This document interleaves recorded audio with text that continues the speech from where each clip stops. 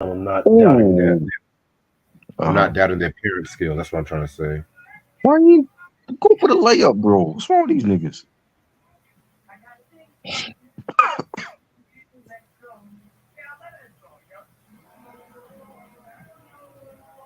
Yeah, I'm so glad Unsung came back. They actually got minus the Chingy and Black. They actually got some heavy hitters this season. Shingy and Black. Definitely don't want to talk about them. No, I just want to see the Stetsasonic, Bobby Caldwell, Cole Chillin. Um, they have Donald Lawrence. I might want to check that out. You know what I'm saying? But I'm just like y'all skipping out the bottom of the barrel now. I'm just like Chingy, really? Lord. Of Chingy. all the people that they could be talking about, you talking about these lame niggas? Jesus Christ. Hell, if y'all want to do an unsung from somebody from the Midwest, what's Do or Die? Right? Twister, Common, the Brat, anybody other than I them. wouldn't call Common. I wouldn't call Common unsung. The Brat, maybe, He is maybe. unsung. Look where he started from. He started from underground. Yeah, but he still got mainstream and commercial attention, and he's still popular to this day with his acting. That wasn't until what 2004, 2005 Yeah, when he signed with Kanye. He still would have been underground if he didn't sign with Kanye. true. But the Brat, maybe. Um, yeah, actually, yeah, the Brat. Yeah, I wouldn't mind the Brat unsung. She been a big disappointment after her first album. I agree. She definitely should have left JD a long time ago. I was thinking we did a review on the first album, right? I think we did like years Yeah, because ago. I was thinking about actually talking about the second one at some point. It's been years since I heard that. I never bought it album. Just want to do some different shit this year, you know. Right. Madlib dropped a new album with Kareem Riggins. I think I heard about that. I didn't hear it yet. Things like a jazz hip hop album. That's something Madlib's alley. Yeah, we don't talk enough about Madlib on here. I know. That's why I already got some Madlib reviews planned for the future, so stay tuned. Oh, Um, Schoolboy Q's album. I'm hearing a lot of good things yeah, about it. I gotta I hear haven't it. heard the album.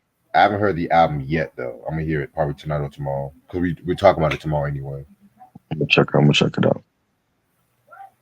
Yeah, because everyone's talking about, oh, Jay Z likes it, and that means everyone should Oh, like it. okay. I might not like it. I don't care what Jay like. Because that Crash Talk disappointed me. I'm sorry. Right. Jay like all his albums. I didn't like all his albums. The fact that Jay don't like Volume One, that's crazy. I'm like, come Yeah, on, Jay. but he likes Magna Carta. That shit. Right, Come right. on. Oh shit, I forgot Christian's request. Oh, I forgot about that.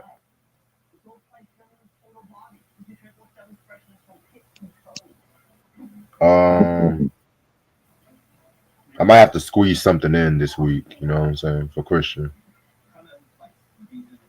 What we got? We didn't talk about his album. No, cause I did say this week we're going to talk about it.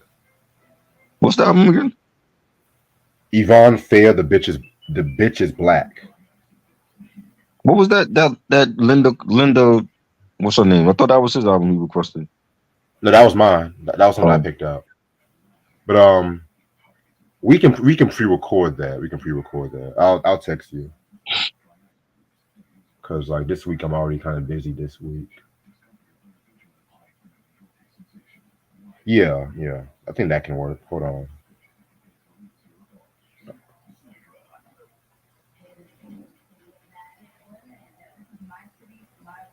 But yeah, what was I saying? I was about to say something. But yeah, man, the fact that Jay don't like the Volume One album, that's crazy. that's crazy.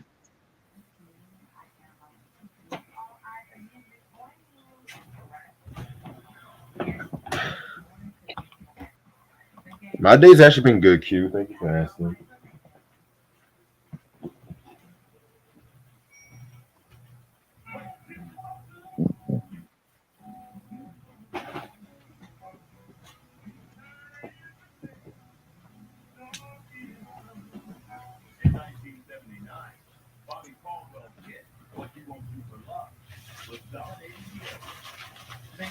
That post about Tubi movies though.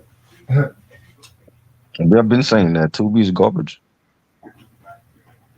I'm just like, just stick to the classic shit. Yeah, don't even show all that hood shit on there. It's garbage. They got garbage horror films on there, garbage hood films.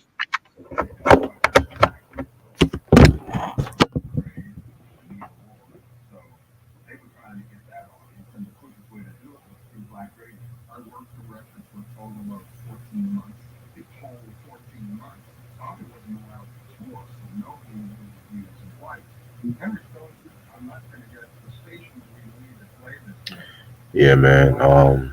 But at least it's free Yeah, because it's it's like really good. just getting my old set. I was even watching a bad movie last. Remember that movie Turn It Up with Praz and Ja Rule? And you watch it. Oh, you don't want to. Good. You don't want to. Save me the trouble. Yeah. Praz's acting alone is just hilarious. Oh my god.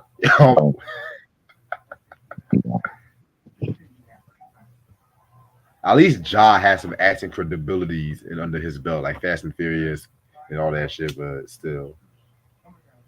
That was around the area they were just saying, hey, you're a rapper. Why don't you Right. be in this movie and shit? Right.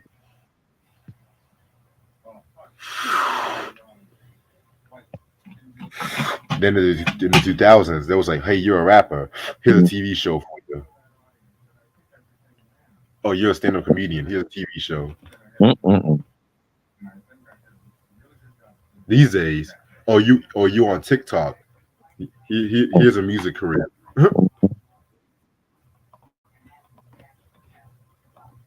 Mike, what's good? Mike, what up? Okay, I might have started like 5 more minutes. But yeah, man. What else is going on? Everyone's still getting ready for the Oscars. Oh wait, next Sunday is daylight savings. I think we lose an hour of sleep. Fuck. Shit. Fuck daylight savings time. How's the weather been up in New York? Cause it's been like hella warm lately. Yeah. It's 70 degrees today.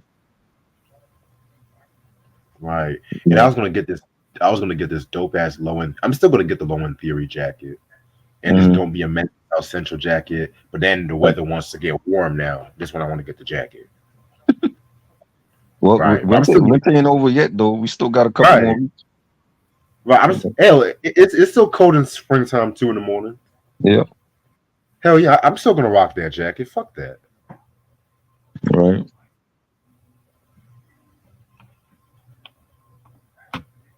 By the way, the collection video is gonna be the last week of March. Dope. Also that last week is gonna be the first part of our top 100 rock albums. I'm gonna explain more. You know, I actually have a tie on my list. Believe it or not. You have a good I list? actually have a. Yeah, I mean, I finished my list like 3 weeks ago, but I have a tie, so I'm just gonna let y'all know right now. Because it's from the same artist, and I can't pick the best album out of the 2 artists. To be real, That's bad. no, it's actually a group that you like. What is it? And it's a tie? Wow.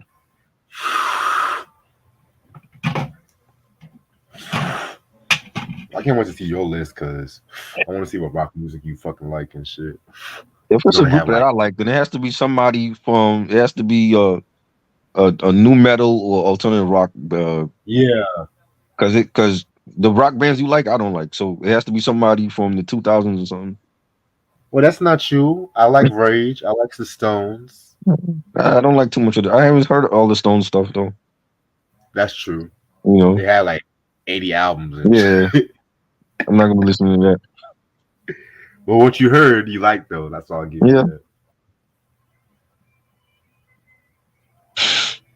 Hell, like there's some surprises too on my list. It's not just it's always gonna be heavy rock, heavy metal. Right. I got some prog. I got some soft rock too. So okay. You got Genesis on you? No, because I'm gonna be. I haven't really. I'm not the biggest Genesis fan, and I haven't really heard a full album from them.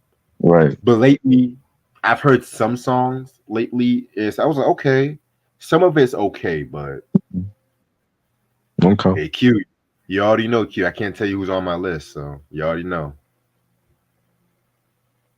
Linkin Park is definitely on mine. The only question is how many albums? They're possibly on my list. That's what I'm gonna say. Possibly. Oh, what's up? No light skin Jordan moniker tonight? I'm light skin Jordan every night, so it doesn't change. Yeah, I'm daddy every night too, so it don't change for me. Shout out to Lashia. By the way, y'all make sure y'all tune into that 100th episode. You know I gotta show my ass there tomorrow night. So I hope she not asked me if I literally. want, huh? I hope not literally. You never know. Nah, let me stop. Let me not get her demonetized, or let me not get her a strike or some shit. Yeah. Mike said the collection video I got plenty of heat. Oh man. Yeah, January and February I was just playing around, but this month, yeah, I'm not playing around this month. I got my car is fixed and everything, so I'm good. Matter of fact, I got some albums coming tomorrow. Actually, if I play my cards right.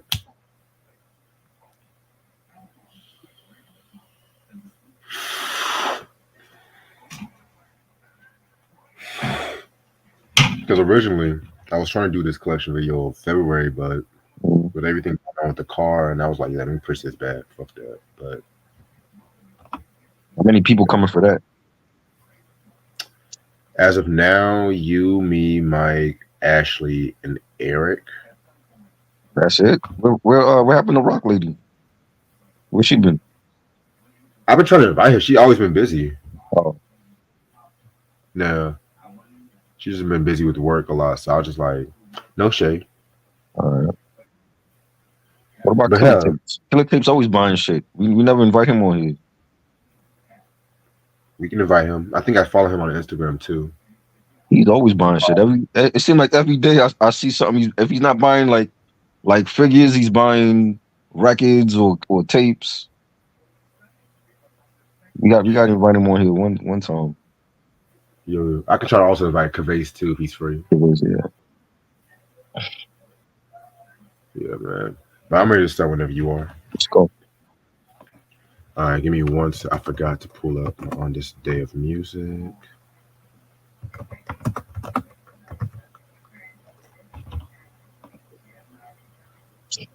Shit. Give me one.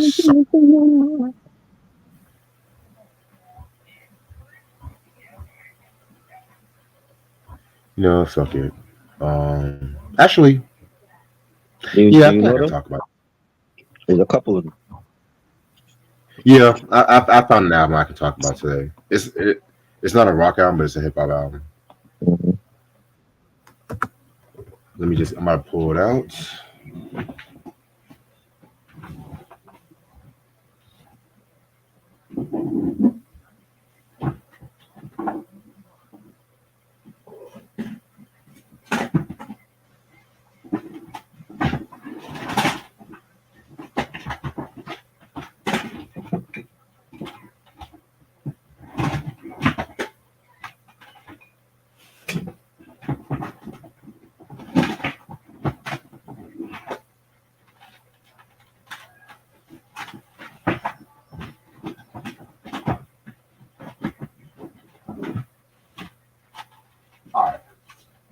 What's up, YouTube? How's everyone doing this lovely day?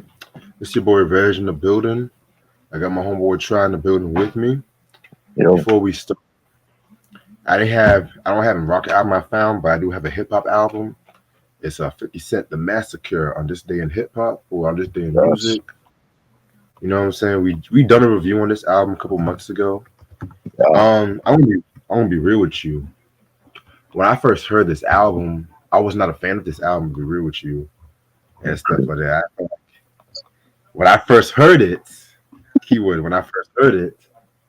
because like I don't know, I just feel like it didn't really have like the grit. I didn't care for the singles though, because the singles was like he had like Candy Shop and Out of Control, Disco Inferno, which I can never stand though.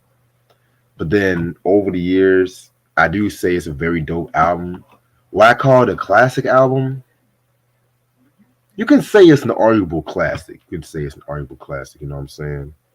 Um, so the story with this album, like you guys should know, this was originally supposed to be called St. Valentine's Day Massacre and whatnot too. You know, but Interscope say they were fucking with the title and shit.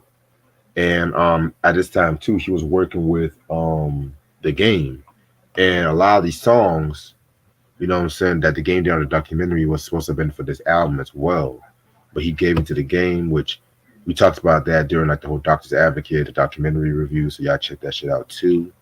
You know what I'm saying? So that's when this album had came out. This is known for songs like Gatman and Robin with Eminem, which is pretty cool. Piggy Bank, which was like a diss track against literally Fat Joe, Nas, Ja Rule, everybody. Baltimore Love Thing was pretty great. You know what I'm saying? God gave me style. Love that one. You know, this definitely is a very, very, very dope album. And do you have any memories of this album? Of course, this was a classic, man. Like after Get Rich or Die Trying, and we were waiting for him to come back. What he gonna drop? And he gave us this album, and Ski Mask Away, and This Is 50. I like Candy Shop. I just didn't care for Olivia. I don't think she could sing. But Candy Shop was dope. You know what I mean? But the Out of Control remix of Mobb Deep, and then he dropped the deluxe edition with the DVD, and he had like all the videos for the songs. Right. Crazy. No, nobody did shit like that. You know what I'm saying? And it's definitely a classic album, man. I got the limited edition. I don't know if I can show the album cover because he got like a bunch of guns on the album cover and shit, but it's like more than one edition for this album. It's phenomenal. Right. Definitely. All right. So for tonight's review, we got also De La Soul, Beef It High and Rising, that came out today. That's true. Yeah. We got Earth, Wind and Fire, the soundtrack for that movie they did. The soundtrack to that movie. That's the Way of the World. Yes, that came out today. I think Criminal Minded came out today too. Got you. There was another album I saw that came out today. But yeah, we had some significant albums that came out today. Right. Yeah, man. A lot of dope classics came out. Mm-hmm. So for tonight's reviews, we're going to do the double review of Queen's first two albums, Queen 1 and Queen 2, both coming out in 1973 and 1974. We're finally talking about Queen. Yes, we did a discography breakdown last year. You know what I'm saying? Yeah. We did a discography breakdown. But now we're actually going to do actual album reviews. Just a disclaimer, this is part 1 of the breakdown. This is going to be from 1973 to 1982. Because honestly, this is going to be like close to 2 months of Queen reviews. We're going to do it for Artist Sunday. So I want to also squeeze in another hip-hop breakdown. So once we get to like Night of Opera, the week of Night of Opera, every Wednesday we're gonna do the Beanie Siegel reviews, Artist Wednesday. We're gonna call that Beanie Wednesday. Or some you ain't shit. got that many albums, right? Only like 4. 5. That last one was trash. I'm already saying it. What do you want to do? The last 2 on? Let's double review that. The last one was what? The Solution. I didn't like that one. Yeah, I didn't like that one or the one that came out in 07. I didn't even hear that one. Yeah, but I guess like knocking out, we could just do a month of Beanie reviews because those albums are just so bad and shit. But yeah, so we're gonna squeeze those in and stuff like that too. Also for Queen, I put these first 2 albums together because they're like the most heaviest Queen albums, which we'll talk more about that. But that's enough on me. How did you get into Queen, my brother? Got into Queen with Live Aid. What was that, like 85? I think that was 84. And that iconic scene you see in Bohemian Rhapsody in the movie, where they on stage and Freddie had like the wife beater on and his hair was short. and they singing, "We Are the Champions" and all that. I saw that when I was a little kid with my mom. Like that's what we was watching. The whole, all day festival, all day concert for it was like for World Hunger or whatever. And Right. that was my introduction to them. And then just like over the years, just hearing like their songs in like movies, Wayne's World, in commercials. They had like their music in like Apple commercials and shit, Google commercials, Vanilla Ice, Ice Ice Baby sampled Under Pressure with David Oh, David God. Bowie. Classic record, you know what I'm saying? I don't care what nobody say, classic record, you know. So they've been influential on hip hop, they've been influential on pop culture. Kanye West sampled We Are the Champions for the Dream Team album. That record with Jay was on that, Cam, Beans, everybody was on that record. That was for like the right around the same time when the Paid in Full soundtrack came out. And they were playing that on the mixtapes when that album was getting ready to drop, and they definitely a classic. I'm watching the biopic with Rami Malek. He did a great job as Freddie Mercury. And Yes. I've been a fan of Rami Malek since Mr. Robot. Great actor, and he definitely embodied Freddie Mercury. You know what I'm saying? And just telling his story and it was great. The whole band is great. I know they're still doing show. They got Adam Lambert from American Idol as the leader now, and they still doing shows with them and stuff. But so many classics, man. You know what I'm saying? We Will Rock You. I remember watching like the Lakers and Celtics in the '80s, the finals, and they playing We Will Rock You. In the NBA finals. You know what I'm saying? Like they still play that. You know, um, like I said, We Are the Champions. That's like the theme song for like any major sporting finals event. They still play that. You know what I'm saying? And there's so many iconic records, man. Like that's a great group. You know what I'm saying? And News of the World. That's like my favorite Queen album. Night at the Ooh. Opera. Night at the Opera was classic. You know what I'm saying? Just the fact that they like a rock band that could do a rock track and then put opera elements in the record. You know what I'm saying? And it'd be like a rock opera on wax. You know what I'm saying? It was just dope to hear. You know what I mean? And Freddie Mercury was like a great leader for that band. Rest in peace to him. You know what I'm saying? And I felt like when I was watching the biopic, I felt like he was low key like trying to hide him being gay. Like in the beginning of the film, like when he's like dating women, but then it was like I don't know if he was like hiding it or if he was unsure. You know what I'm saying? Right. But eventually he had to come out and let people know that this is what he is. You know what I'm saying? And you know, if you got to be happy with who you are when you look in that mirror. So you know what I'm saying? People got to learn to be themselves and not try to hide shit for the world. Who cares what the world think? Exactly. Like you can't wake up worried about what this person thinks. And I felt like he was trying to do. I felt like he was doing that in the biopic. Like the way that they portrayed him in the beginning was like he was dating women, but it was like he low key had a thing for guys and shit. Just like George And, Michael. yeah, like George Michael, right? You know what I mean? And it is what it is. First of all, I just have to say, I salute you for saying News of the World is your favorite album. 'Cause I always loved that record. Spoiler alert, Yeah, that's like my second favorite album from them. right. Maybe third. Stay tuned. Second of all, I got into Queen mostly just from hearing We Are the Champions a lot growing up. Mhm.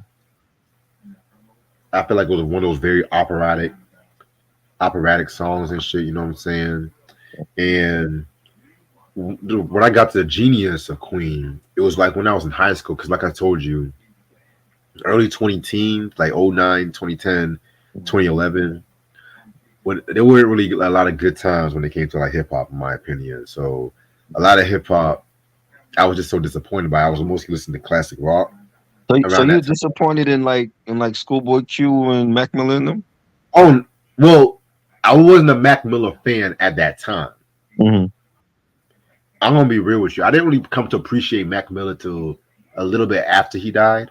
Right. I'm gonna be real. Like a lot of people appreciate him after he's dead. You know? As a producer, I loved him as a producer, but Right. I'm just being quite honest. I'm not one of these dick riding motherfuckers who just say, "Oh, I just liked him because he died." I Right. actually heard some of his shit. I haven't heard So a lot of everything. that when Nipsey died, all these people came out. Oh, I love Nipsey. Oh my Where was you god! in 2009 saying that shit? Exactly. You know what I mean? As for Schoolboy Q, I didn't really get into Schoolboy till like the Oxymoron era. That's like Yeah. 2014. I did hear the indie albums he came out with, like Habits and Contradictions. Those were cool. I didn't dislike them. He was still trying to find his style with those ones, but when Oxymoron came out, Yeah. I don't hear what no one said. That's a classic album. I don't give a fuck what no That's one. what really set it off for him was Yeah, Oxymoron. because now I'm about to break the bank. Yeah, you know what Ooh, I'm that saying. But Alchemist beat. Come on, man. This is why I yes, say Alchemist is the best out right now. He's the best. He's already yeah, surpassed Primo and Pete Rock. No, they ain't fucking with him. exactly. But back to Queen though. Yeah, but I was just listening to Queen a lot on a VH1 Classic because back in the day before it became like MTV Classic, it was VH1 Classic, and they always had to Mhm. have that early morning. They used to play like a lot of classic rock when I was getting ready for high school, and I always used to hear another one bites the dust. You're my best friend and stuff like that. You know what I'm saying? So I just the thing about Queen, when you think of all these rock groups, like you think of cats like Led Zeppelin. You can say Mhm. they're a blues, of course, they're a blues rock group. You think of like groups like Yes, prog rock, Nirvana, grunge. Queen were hard rock, they were prog rock, they were funk, they were opera, they were nursery rhymes. I mean, this is the most versatile group in music history. And they Right. did it like it was so fucking easy, in my opinion. You know what I'm saying? And, you know, from the members, like, Brian May on guitar, one of the most illest guitarists of all time. You have what's his motherfucker's name? Roger Taylor, on fucking drums and shit like that too. Yeah, John Deacon on bass, my second favorite member of the group. And of course, you have the one, the only Freddie Mercury, who honestly is the greatest frontman of all time and stuff like that, in my opinion. Yeah, I've raved about Robert Plant. I've raved about David Lee Roth. I've raved about Prince. You know what I'm saying? But to me, Mercury, Freddie is possibly the greatest frontman ever. Yep. Ever. Vocally, flamboyancy, the stage persona. You know what I'm saying? He definitely was a complete package. And all the members are gifted songwriters too. You know what I'm saying? Right. So that's another thing that people have to mention when it comes to Queen. So let's get started to how this group came together. So the story of Queen, they formed in 1970. You know what I'm saying? Pretty much, what's the name? They actually got together just due to like their musical influences and stuff like that too. Freddie Mercury. He became friends with like what's the name, Brian May and everything like that too. And they had another singer called Team Stafal. You know what I'm saying? And him and Stafal, they were pretty cool. And the original name of the group was called Smile, but they had like a little confrontation because there was a diversion of style when it came to hard rock and when it came to soul and R&B. This led to Stafal leaving the group, and he formed his own group called Humpy Bong with a Bee Gees drummer by the name of Colin Peterson. And so pretty much, they actually played the first Queen actually played their first gig in Turo in 1970, and they actually got the name. They actually got the name Queen, and they renamed themselves from Smile to Queen and everything like that too. You know what I'm saying? So that's when they did a demo tape of like 5 songs that pretty much all appeared on this album, the first album we're going to talk about, and pretty much a lot of labels just declined them because they didn't know what the fuck this was and stuff like that too. You know what I'm saying? And so that's when producers like John Anthony and Roy Thomas Baker came, and they heard what Queen was doing, and they liked what they heard and everything like that too. You know what I'm saying? So took them under their ring, and that's when they pretty much redid this album and everything like that too. And so that's when the album pretty much came out. Now, the reason why I pretty much want to review these 2 albums together was because honestly, when people think Queen as a hard rock group, they always want to jump to songs like Bohemian Rhapsody, another one Bites the Dust, We Will Rock You. Yeah, I love those songs, but they always neglect to actually get into literally the hard rock of Queen.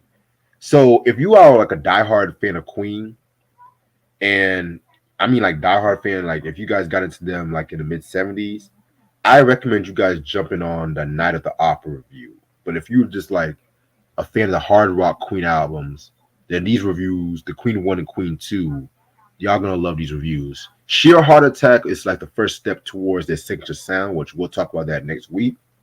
But this is the album cover right here. Dope ass album cover and stuff like that, just Freddie Mercury performing. I love the purple light and everything like that too, you know what I'm saying? Long haired Freddie's always been my favorite. I don't give a fuck what no one say. Long haired Freddie just had that certain edge to it, stuff like that, you know what I'm saying? Yeah, man. So of course, I don't have this album, of course like that, you know what I'm saying? So let's get right straight. Let's jump Long straight hair to it. Freddie. You said what? I like short hair Freddie. Short hair Freddie came out with some great shit. Shorthead Freddie was cool, yes. I mean, Freddie Mercury's always been is good in general. Let's keep it a buck with that. But No, but something see, about he had the long hair when they came out with the "We Will Rock You" joint. So yeah, I like long hair Freddie too. I don't know. That's tough. It's like Fat Luther or Skinny Luther. Well, I'm accustomed to seeing Luther fat, so I got to go with chubby Luther. Wow. He made his classics when he was chubby. No lie. I mean, he made classics Here and Now. He made that when he lost weight. Okay, Here and Now. Any love? Oh, he was slim with that. Okay. Give me the reason the album. He was leaning on the cover and shit. That's he was. That's probably the only time he leaned on the album cover.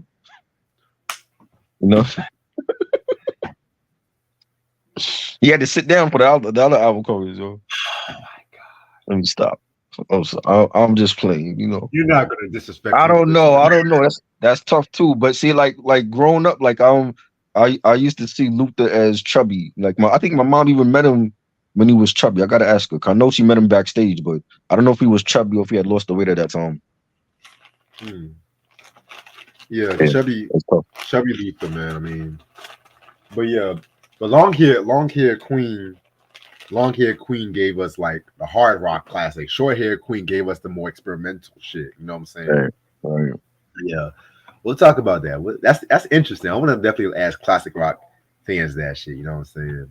Right. So also, one more thing I gotta mention. A lot of people think that they actually were playing synthesizers. Well, 2 things. A lot of people think that they were playing synthesizers all throughout their career. That is a misconception that a lot of people thought that's not true, because they didn't actually play synths really until the Jazz album in '78. So that's why, if you look at the liner notes on this album, they said, and I quote, "and nobody played synthesizer." You know what I'm saying? Because they were just doing like a lot of effects with like guitars and stuff like that too. You know what I'm saying? So, and Freddie Mercury did not do all the lead vocals on this album. There was actually some help from Brian May and Roger Taylor, which we'll talk about that. But then let's talk about the first track, "Keep Yourself Alive." Keep yourself alive. I mean, they always starting off heavy with this one. You know what I'm saying? This one is definitely a favorite of mine. You know what I'm saying? Definitely one of the more heavier tracks and shit like that too.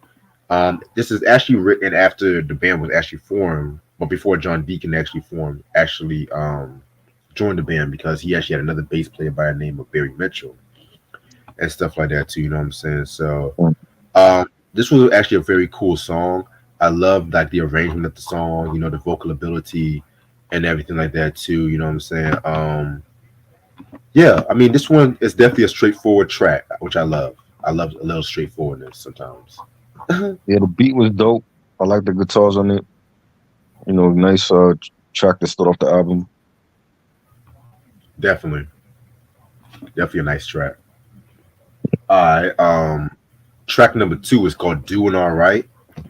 This was actually written by Brian May and Team Stafall and everything like that too. You know what I'm saying? A little trivia. This is actually one of the first and few Queen songs that actually had Brian May on piano, and Brian May also played the acoustic guitar on this track as well too. You know what I'm saying? So this was a pretty dope track. I love the transitions on this track right here, from like the bridges to the verses and everything. You know what I'm saying? It was very, very, very unique track indeed. You know what I'm saying? So yeah, pretty decent. It sounded like a country rock song. You know, It did. it had like some country vibes to it. You know what I mean? And you know, I liked it. You know, where he said, "Where will I be this time tomorrow? Joy or smoking in sorrow, or sinking in sorrow." And yeah, I thought it was a good song. It had a different sound to it. Exactly. Yeah. Like it definitely had a very distinctive sound to it too. You know what I'm saying? Like it can go from a heavy trap, but it can go from like a soft and tender and stuff like that too. You know what I'm saying? Yeah. Excuse me. All right, next track we got is "Great King Rat." Very great song right here. This one, Freddie Mercury shined on this one, not just only as a vocalist, but as a songwriter as well too. You know what I'm saying? Yeah. You know, I've always also want to call these albums very medieval. Like it's like it had like a very fairy tale Mm-hmm. kind of feel to it. Like they were talking about like knights and ogres, especially with the next album though. But this one is a favorite of mine and stuff like that too. You know what I'm saying? This one right here is very great track. Love it. You know what I'm saying? Definitely a glimpse of what's to come when it comes to like their more elaborate songs. Yeah, I like it. I like the beat for this and the guitars on it. Yeah, definitely. Next track, "My Fairy King." You know, just like with the last song, it has like a very elaborate medieval feel to it. Like lines, lyrics like, "In a land where horses born with eagle wings and honeybees have lost their stings and sing forever. Oh yeah, lions then would follow deer." I don't know what made him write some shit like that though, but you know what? I'm vibing with it. um, this is a song that actually featured Freddie Mercury on piano, which I feel like he's a very dope piano player as well. You know what I'm saying?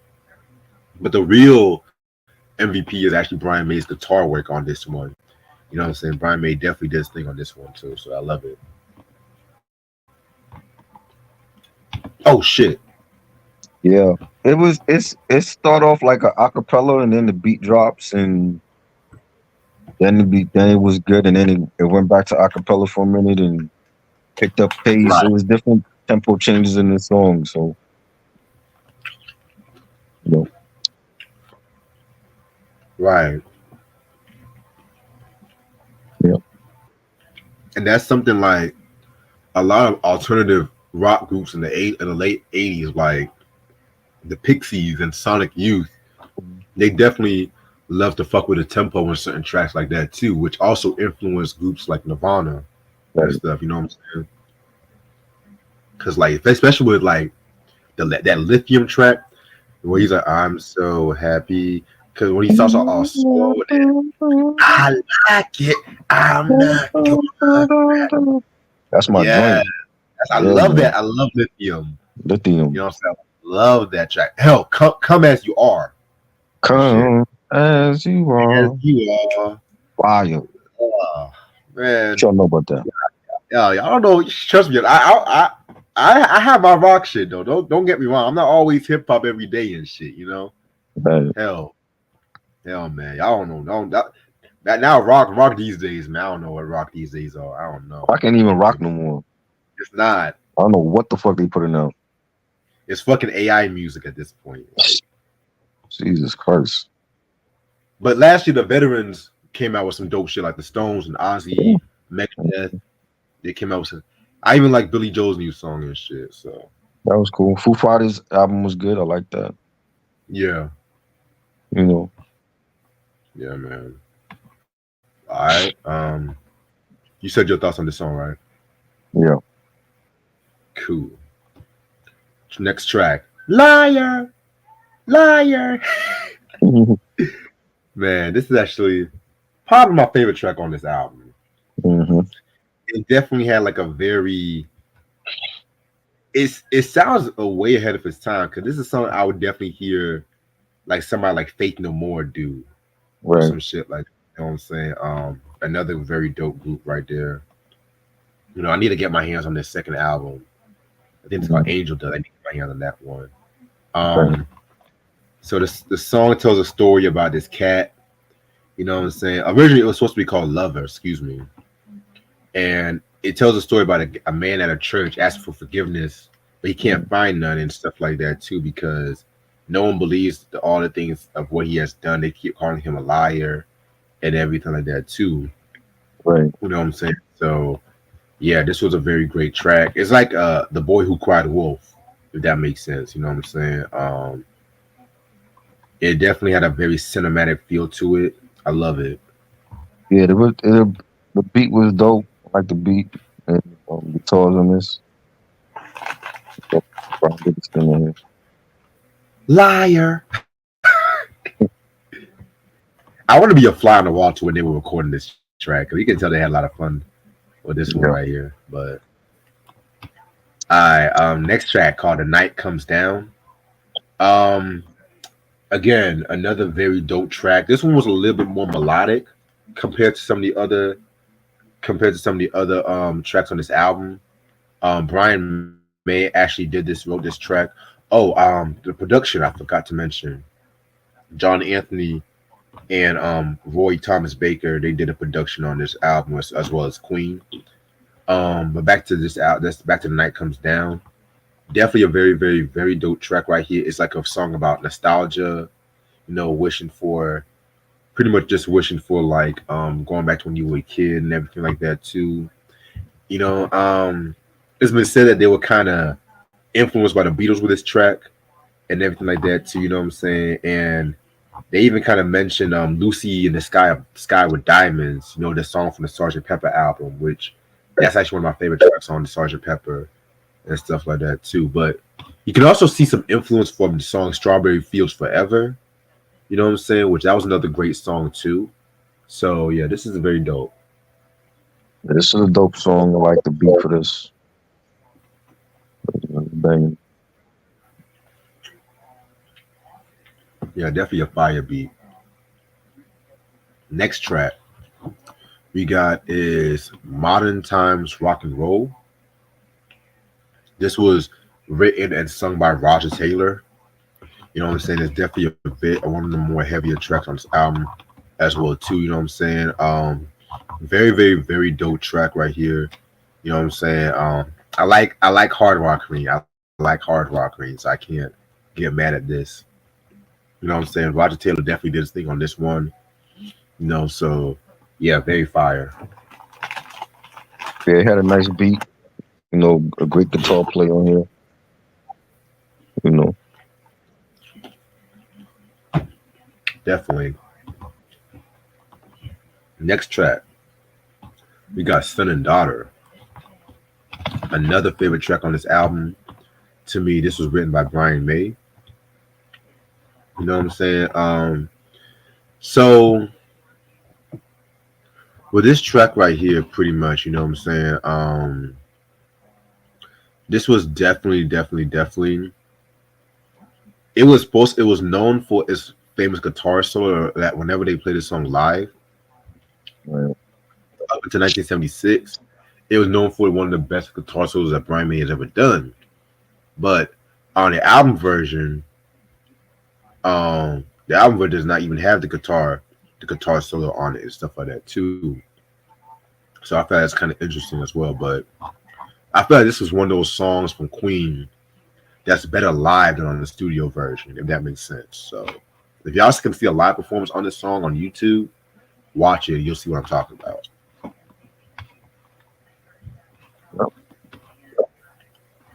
I love Freddie singing. He said, and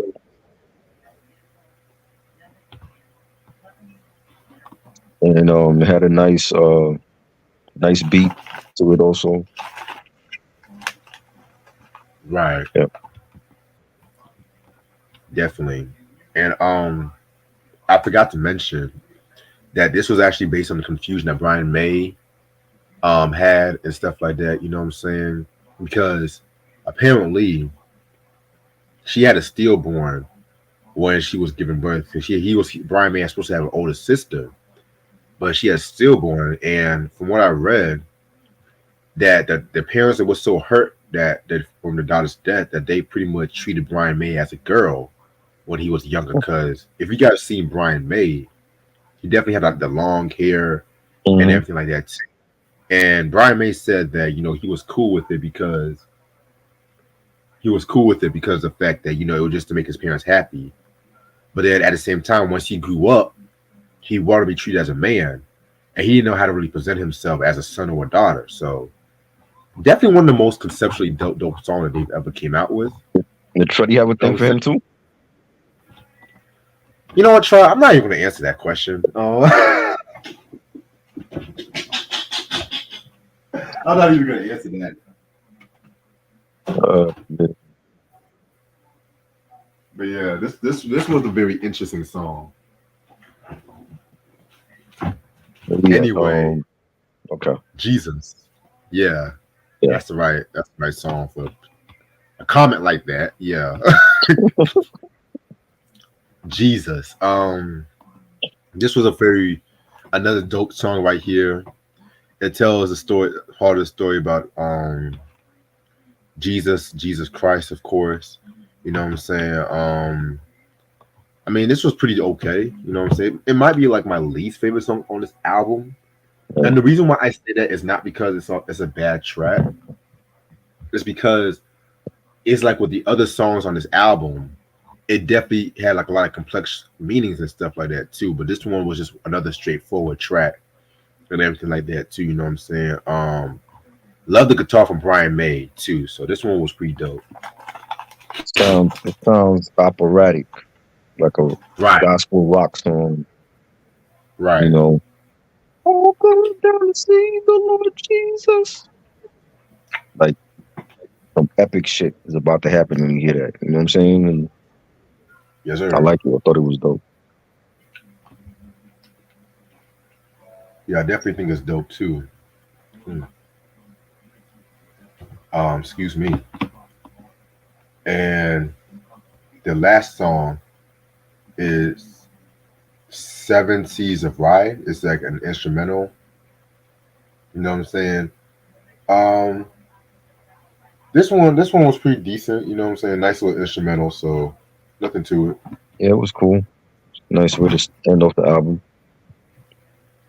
Right. All right. So overall, this is a great debut album from Queen. You know what I'm saying? Like I said before, if you're expecting the opera Queen, you're not really going to get that with this album. You're mostly going to get pretty much hard rock, like the hard rock at the time. You know what I'm saying? Like the Black Sabbath and all that shit, like Mothers of Invention, you're gonna get something in Nata King. So the guitar work from this album was very dope from Brian May. I felt like he was kind of like the MVP on this album, to be real with you. And yeah, the songwriting was very good too. I definitely loved a lot of the records on this album and shit. You know what I'm saying? So this album to me, I would definitely give this album a 4.5 out of 5. I like it.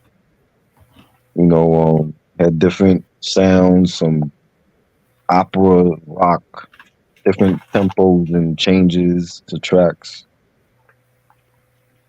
You know, Son and Daughter, My Favorite King, Jesus, and Keep Yourself Alive. Those are like my favorites. So I'm gonna give it 4 mics. Definitely. All right, one down, one more to go. We're going to talk about the next album called Queen 2. As you know, they had to they couldn't think of another album name, so they just had to call it Queen 2, I guess. So Right. doesn't that image look quite familiar? I'm just gonna leave that right. Yeah, Bohemian Rhapsody. Yes, sir. Yes, sir. So I called this album more of like the foreshadowing album because a lot of stuff that's on this album that's prevalent is what's to come. One can say that this is like their first album, but at the same time, too, they definitely added a lot more styles like opera, prog rock, art rock, ABC rock, jailhouse rock, all that shit. Let me stop. Let me be serious.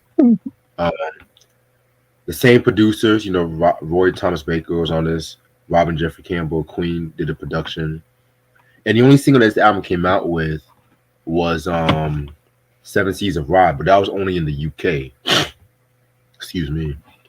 All right, so when we came to this album, after the release of the first Queen album, you know what I'm saying? They really did not waste no time. They were just trying to get right into the next album and shit like that too. However, excuse me. However, at the same time too, they already had to deal with EMI, and the first album was not really well received commercially. You know what I'm saying? So when they want to work on the second album, they want trying to add a few steps to make themselves, I guess, more mainstream, more popular and shit like that too.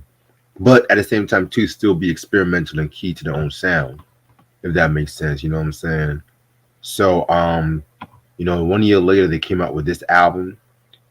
This was a hard rock album, but at the same time too, was a little bit more touches of glam rock, prog rock, all those rocks. You know what I'm saying? Rock. You know what I'm saying? Rock around the clock. Let me stop. All right. So like I said before, we've seen this before. This is the Bohemian Rhapsody, which they didn't do Bohemian Rhapsody yet. Excuse me. You know what I'm saying? That's for Night at the Opera. And that's gonna be in 2 weeks and shit like that too. So, but yeah, man. They were just ready. This was like another key step to their musical journey. So let's see what Queen 2 has to offer us. Excuse me. So the first track on this album is going to be called Procession. It's pretty much like a short track, a short instrumental track, and everything like that too. That was mostly just a little bit of guitar overlapping with some bass and everything like that too. It still sounds like a little medieval and everything like that. You know what I'm saying? So this was pretty decent. This is pretty dope. Yeah, nice little short instrumental right off the album. Yes. All right. So track number 2, Father to Son. This was a nice track right here. This is definitely a song where you can definitely see the signature sound immersion and everything like that too in terms of sound. You know what I'm saying? I love like the heavy metal parts, but then I love like the quiet piano that was also played on this track too. This song is basically from a father's perspective when thinking about his son and everything like that too. You know what I'm saying? So it's like one of those, dad kind of tracks, if that makes sense. So yeah, this one was pretty dope. It was written by Brian May and everything like that too. So I like this one. Yeah, it was good. I like the beat for this, the guitar play. Track. Definitely. All right. Next song called White Queen. You know what I'm saying? This one was a pretty dope track as well too. You know what I'm saying? It definitely had a more cinematic kind of sound. I love that the combination of the acoustic guitar and the heavy metal guitars and stuff like that too. This was another song that apparently was written by Brian May. Just to let everybody know, the first four tracks was written by Brian May, just to save y'all the trouble. You know, this one was pretty much just about a more personal song and everything like that too. You know what I'm saying? And it was pretty much a story about this girl who he thought was just like the perfect woman and stuff like that too. You know what I'm saying? Of course, she got to be white, but that's another story for a different day. But yeah, it's just another a girl about the perfect woman, and so it's like a love song, but at the same time, it's just like you have to like really decipher some of these lyrics and stuff like that too. You know what I'm saying? So, very dope track right here. Love it. I love the beat and the guitars in it, and it was like an acapella for a minute. Then the beat comes in, and this was dope. Hmm. Yeah, this was definitely a dope track indeed. All right, next track, "Someday One Day." This track featured Brian May on vocals and everything like that too. You know what I'm saying? Definitely stole the show. He also did acoustic and electric guitar on this one as well too. You know what I'm saying? So very dope track in my personal opinion. You know what I'm saying? Brian May definitely did his thing on this one. Definitely had like a country rock feel to it. You got like the banjo on it, some guitars, beat.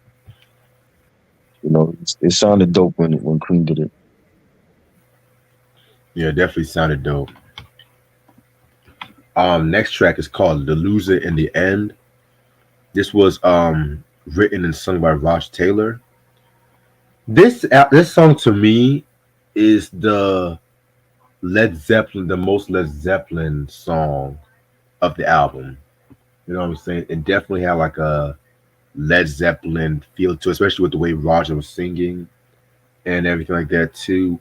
It was actually a pretty dope song. It was a pretty dope. You know what I'm saying? Not really one of my favorites though, but at the same time, I definitely feel like this song is definitely underrated. You know what I'm saying? When, especially when it came to like Roger Taylor and stuff like that too. You know what I'm saying? But yeah, very solid song. Yeah, I like it. Definitely dope. Nice beat, nice guitar play from Brian. It's one of my favorites. Yeah, definitely. All right. And the next song we got is called Ogre Battle. Um, Again, this is another song that's like close to like thrash metal, if that makes sense. You know what I'm saying? This one was actually okay. It's probably like my least favorite song on this album.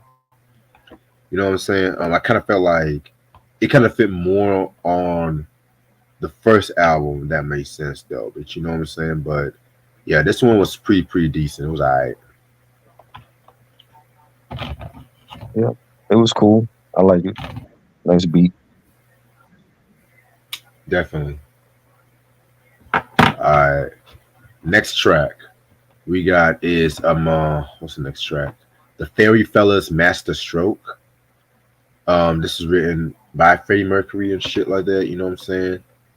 Um, this song was actually inspired by a painting by Richard Dad of the same name and everything like that too. You know what I'm saying? Freddie Mercury played like the harpsichord and everything like that too on this track.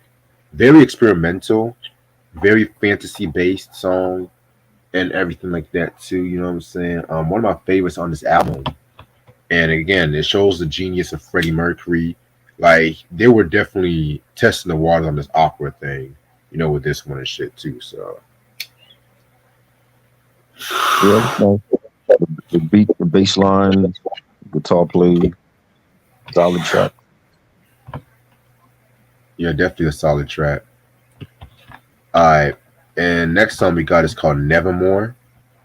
This was a very short operatic song as well too that I fucking love. You know what I'm saying? Very, very, very dope song. Very dope song indeed. You know what I'm saying? Yeah, it was like a little pre-inner ballad talking about a breakup and shit. I wish it was much longer though. That's what I gotta say. Yeah, too short,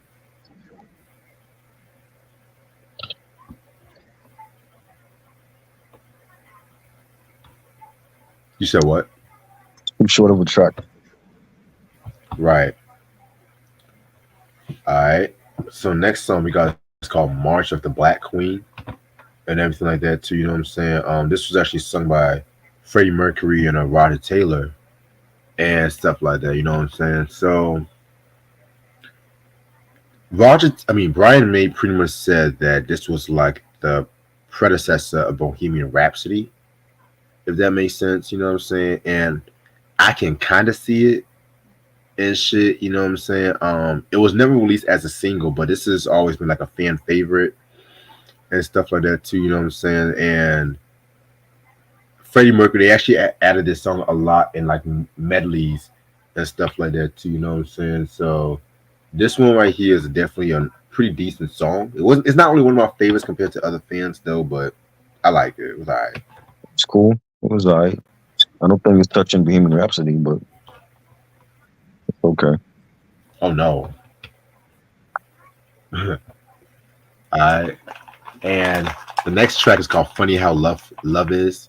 You know what I'm saying? Another piano song right here, played by Freddie Mercury and shit like that too. You know what I'm saying? So, very, very, very dope track. In my opinion, this is a very underrated and stuff too. So, yeah, I love it. It's cool. It's alright. All right. And the last song on this album is called Seven Seas of Rye. Again, another decent, okay track right here. You know what I'm saying?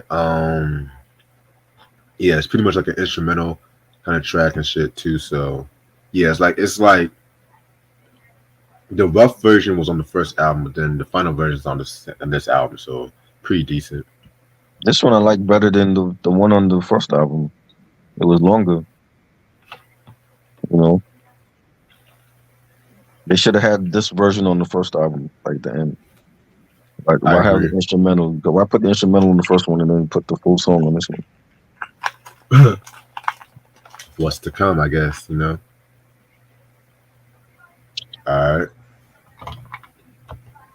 Overall, this is actually a very interesting album and everything like that too. You know what I'm saying? A very interesting album. It's like a transitional album between the hard rock queen and the progressive rock queen and everything like that too. You know what I'm saying? And I definitely feel like with this album, they stepped their game up. Not everything kind of worked. They were still trying to work on some shit, formulate some shit though. But at the same time, too, it does not mean it's a disappointment. I would give this album 4 mics, in my personal opinion. You know what I'm saying? So yeah, I like some songs, White Queen, Losing and Someday, One Day. So I'm gonna give it like 3.5. definitely. All right, y'all. And I'm gonna end this off right here because I gotta work in the morning. Gotta get ready for work and my shit together. But this has been fun. We definitely got some more great Queen albums to talk about in the future.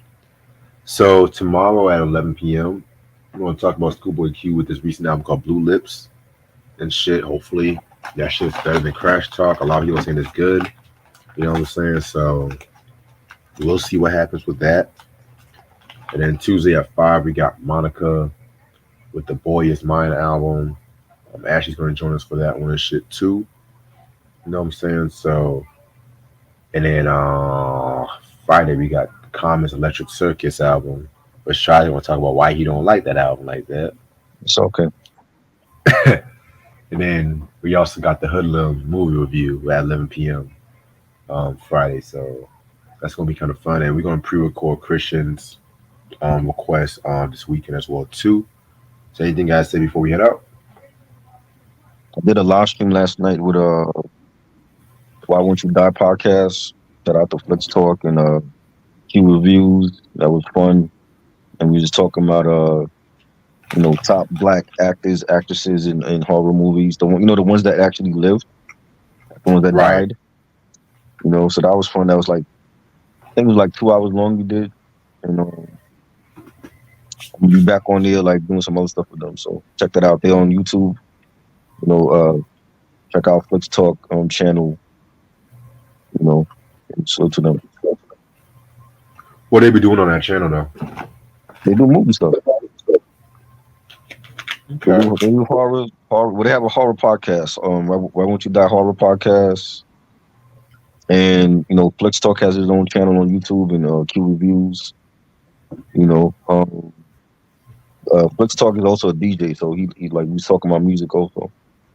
Cause he watched the Fat Joe discography breakdown we did on my channel, and we was talking about like Fat Joe in the 2000s and stuff. Oh Lord. You know what I mean? So yeah, the worst of Fat Joe. You know what I mean? Right. So yeah, like they do movie stuff. So check them out. Okay, I'll definitely check them out. Maybe one day I might do some shit with them. Yeah, that'd be dope. Yes. Other than that, hope you all have a very wonderful night. I will see you later, and I'll talk to y'all. Peace. Peace.